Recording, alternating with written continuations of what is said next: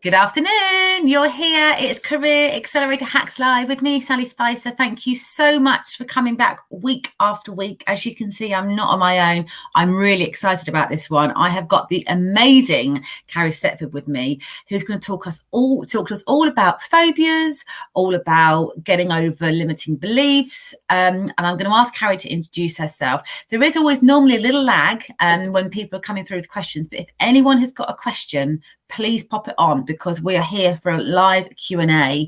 But with no further ado, please introduce yourself. And thank you so much for coming. I'm so excited about this conversation. Oh, thank you for having me. It's lovely to be here. I'm Carrie Setford. I'm from Goal Crushers, which is a cognitive hypnotherapy practice. I'm based in Sunny Lee Park, but I work online and have done for the last 6 years. Wow, fantastic. And talk to me about, if you can, your kind of early career history, because I'm fascinated where people's career histories have taken, career paths have taken them. And I also know that you made a switch, and I think it's really enlightening and inspiring for people to see that it happens and it works and it's successful. So yes, and where did it all begin? Well, it started with me being a sign language interpreter, a British sign language interpreter. So I love languages, and I came across sign language when I was 6 from Happy Days, of all places, the TV program with the Fonz. He had a deaf girlfriend, and he learnt to sign happy birthday to her. And I was like, oh my goodness, this is incredible. And learnt it as he did it on the telly, showed my mum, and she went to the library with me, and we got all the books out, all the VHS tapes. This is how long ago it was. No DVDs, VHS tapes. And I just learned it, absorbed it. When I was 16, I was allowed to go to a college course. So I did my levels 1 and 2 in British Sign Language at college, then went to uni, got a degree in it, finished that degree and said, well, that's great, but I want to go further. So went and did another degree in linguistics and British Sign Language, just so that I could get a bit further. Yeah. Started working as a sign language interpreter, which I loved.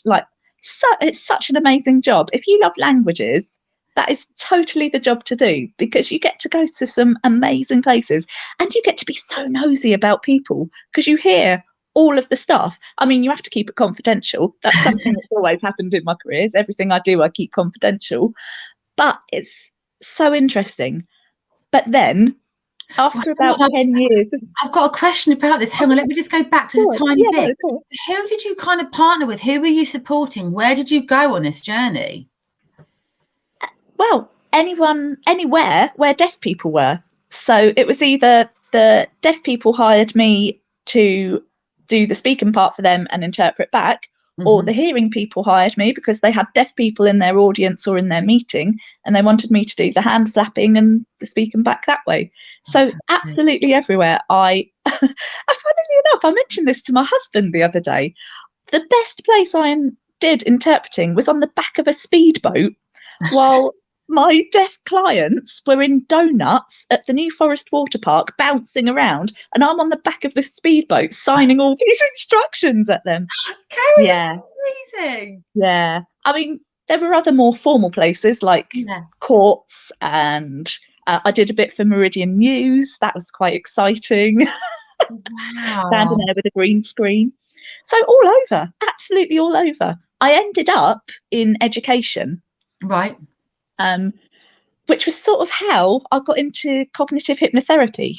Wow. So how did you make the switch?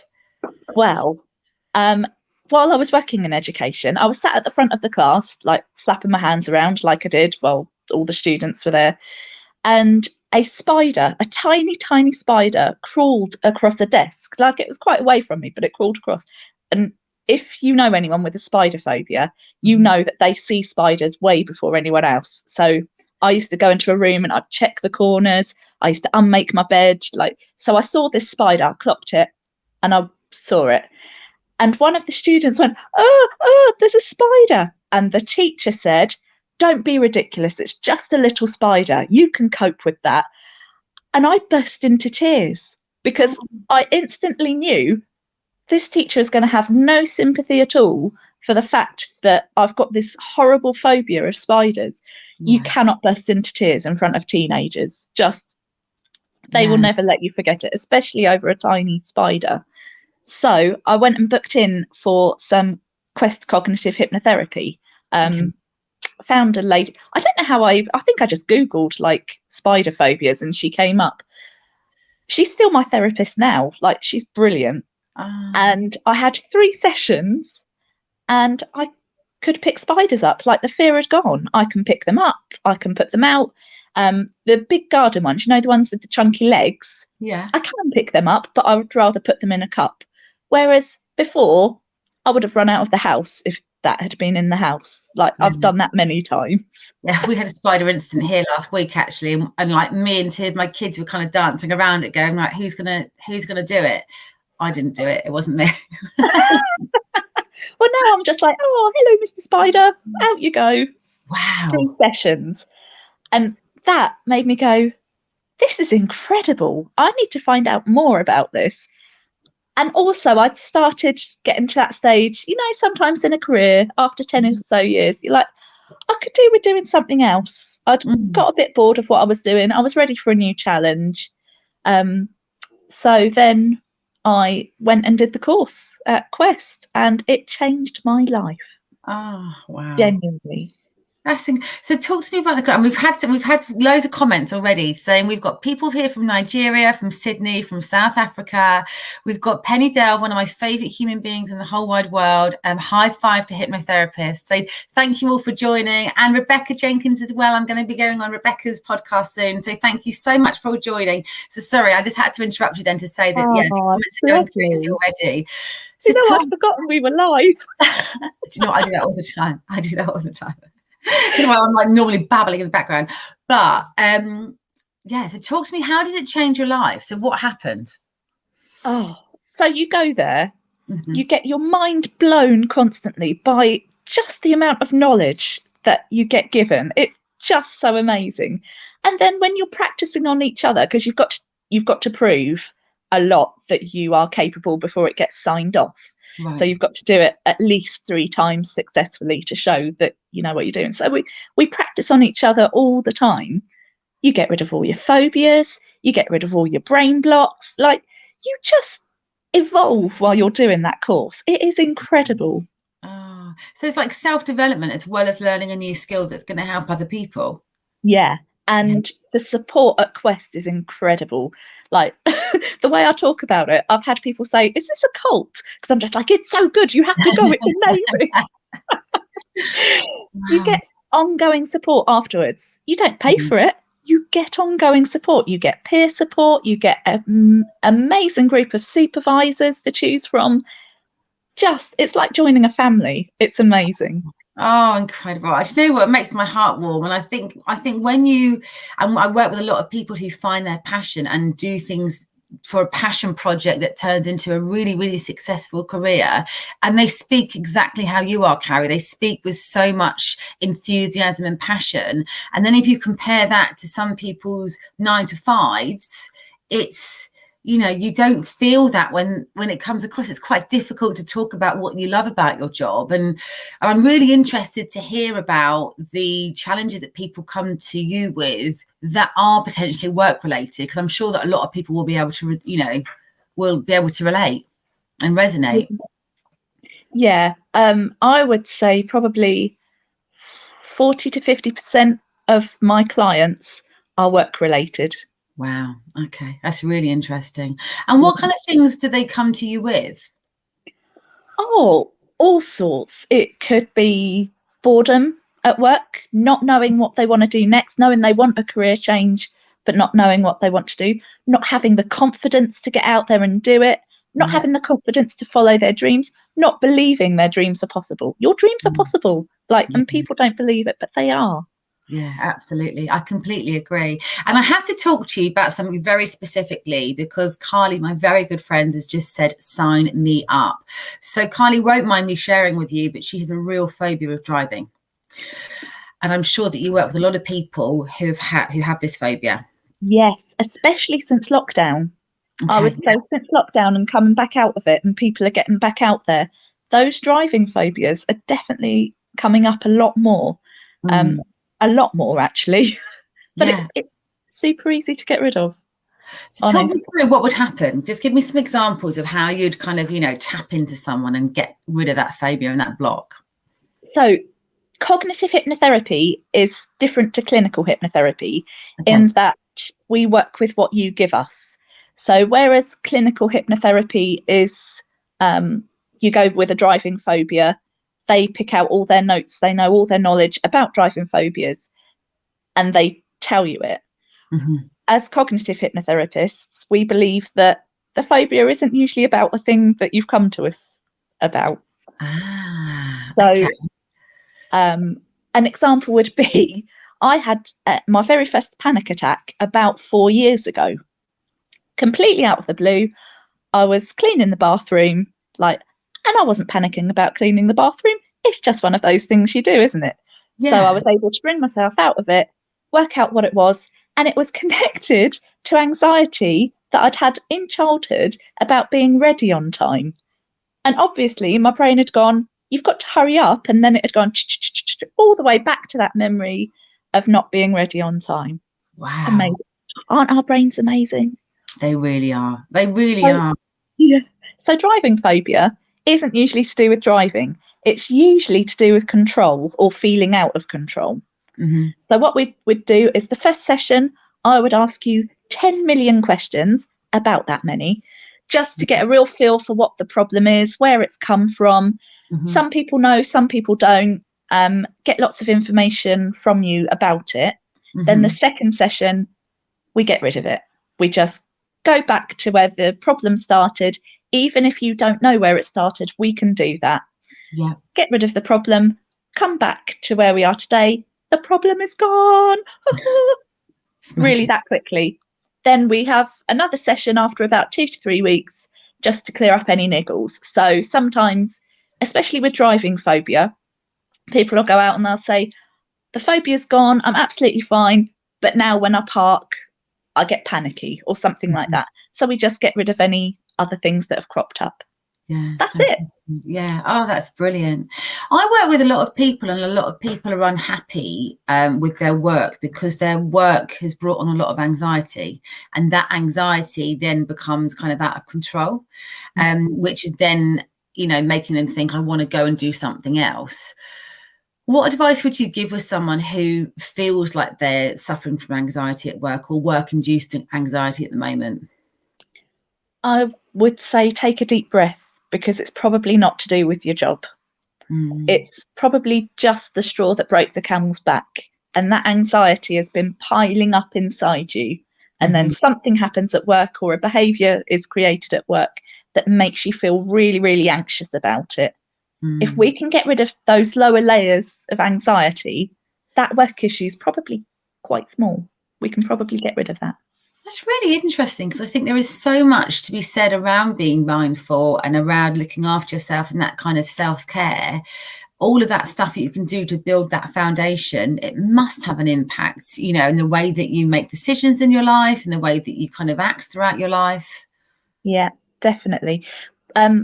Quest did a study, probably getting on for 3 or 4 years ago now, about gratitude. It was scientifically recorded, because nothing had ever been scientifically recorded about gratitude. And they found that if you say 3 good things each night that have happened through your day, so it could be as tiny as that cup of tea this morning was really nice, to the sky was lovely and blue, or I saw a really interesting shaped cloud, like anything at all you're grateful for, 3 things, within 3 months, it had exactly the same effect on anxiety and depression as medication does. Wow. That's crazy, isn't it? Yeah. Training your brain to look for the little tiny good things that happen through your day just has such an amazing effect on the rewiring of it, that you start to become a lot more positive, a lot calmer. Yeah, amazing. Just from gratitude, just from thinking, that's brilliant. That's such a nice little thing that happened. Yeah, it is beautiful. Yeah, it is. And it's interesting because I've got a course that I do with people. It's called a change in direction. So they know they want to change, and they they have lack of self-confidence, they have lack of belief in themselves, as I'm sure that you would have with your clients.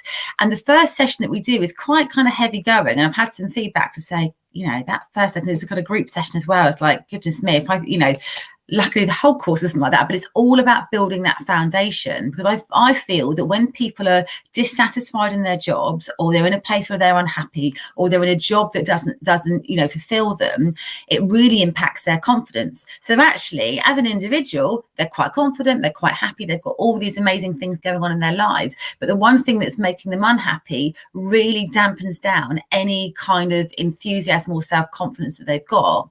So I ask my clients to really connect with that again, and really work on what their values are, really work out what makes them happy.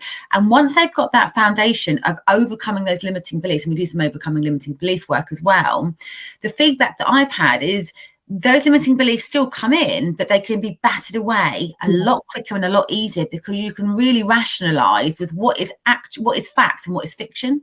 And I'm sure that must be the same with some of the mind work that you do. Absolutely.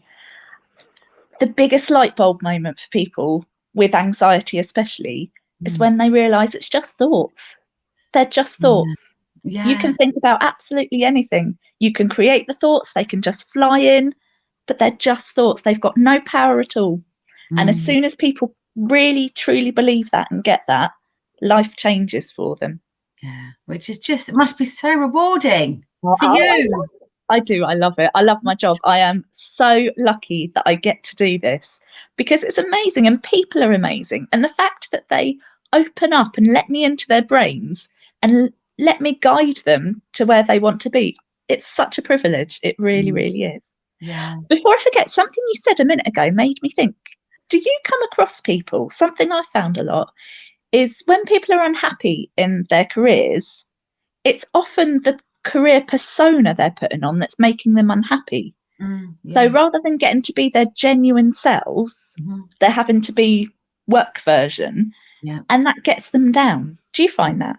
100%. And also when people go for interviews, they turn into a completely different version of themselves.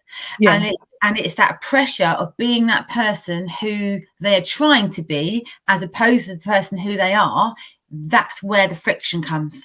And once you break that down, because I did an interview session this morning. It's one of my fave things to do. And I'm just like, chat like you would in a session, chat, and they don't know I'm interviewing them.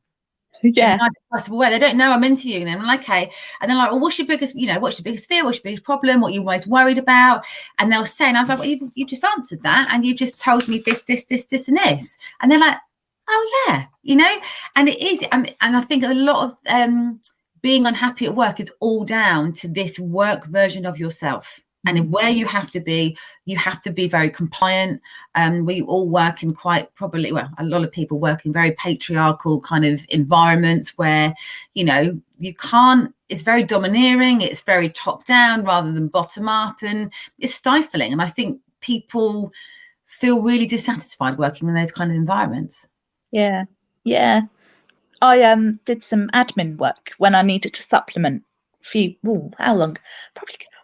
Probably getting on for about 8 years ago. That's wow. And the manager there, he genuinely believed that he could rule every bit of his workers' lives. Every bit, like from when they took their lunch breaks to where they went, to like just crazy. And I'm not very good at being told what to do. Probably a good reason why I do the job I do. I'm not very, if someone tells me to do something, I'll be like, why? What happens if I don't? And he wasn't used to being argued back to. And I remember someone had a birthday, and I got the admin team to go down and sing happy birthday to them. And he told me off in front of them all for leaving the phones. And I laughed at him, and he didn't know what to do. And I was like, what are you going on about? It's her birthday. The phones are fine. And he just didn't know how to react.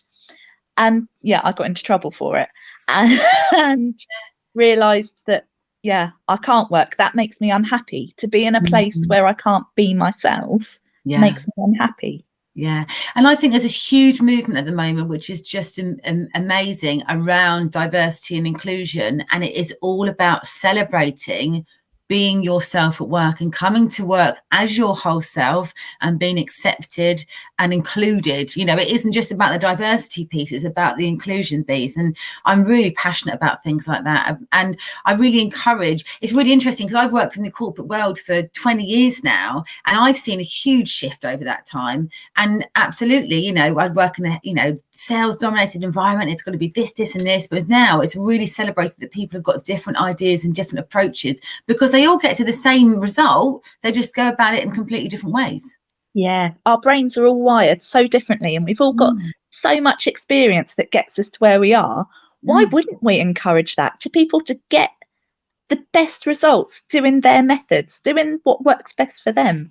I mean, I can't understand why every workplace wouldn't want that.